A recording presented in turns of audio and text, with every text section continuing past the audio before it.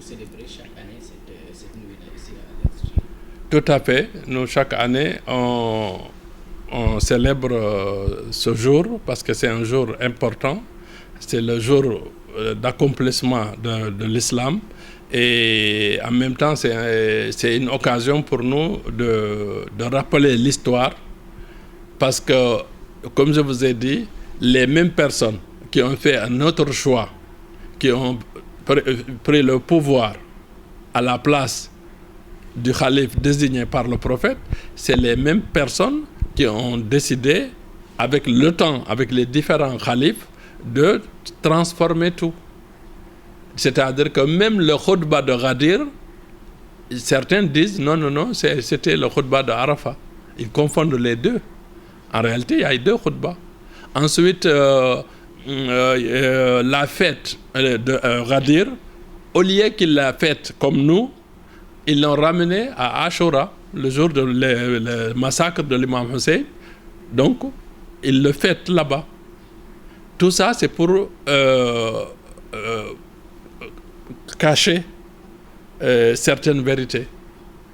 Et aujourd'hui, je pense que le monde, avec les moyens de communication qui existent, forcément, ces vérités-là sont en train de sortir partout dans le monde. Et qu'est-ce qui est recommandé de faire dans cette journée-là, comme prière, en matière de prière?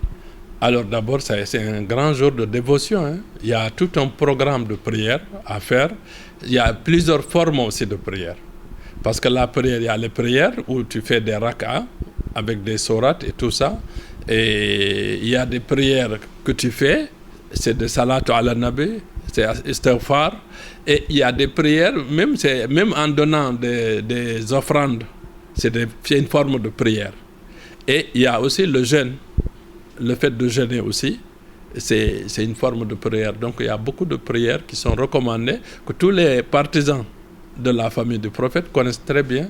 Et parce qu'il y a un livre de référence pour ça qui s'appelle Mafatih al-Jinan, les clés des paradis. Et dans ce livre-là, les pratiques de chaque jour sont expliquées clairement dedans. C'est la journée d'aujourd'hui. Et en même temps, ils ont ramené ce jeûne-là à Ashura. Alors que les imams disaient que quand on est frappé d'un malheur, on ne gêne pas. Alors, au lieu de gêner ici, ils gênent à Ashura. D'abord, on dit que le fait de gêner ce jour-là, c'est quelque chose qui fait que tous tes péchés d'une vie peuvent être effacés. Maintenant, il faut aussi des éclaircissements. Parce que souvent, les gens font des confusions. Dès qu'on dit que si tu vas à la Mecque, tu ressors là-bas propre comme si tu n'as pas de péché. Ou bien si tu fais tel... Non, les péchés qu'on dit, on te l'enlève définitivement, c'est les péchés entre toi et Dieu. Mais les péchés que tu fais entre toi et les humains et les autres, ça, c'est des péchés qui restent et qui seront toujours, Yawm al-Qiyamah, analysés et jugés. Exactement. Mais quand on gêne le jour de Ghadir, c'est-à-dire que tous les péchés qui ne sont pas, comme je viens de l'expliquer, seront effacés pour la personne.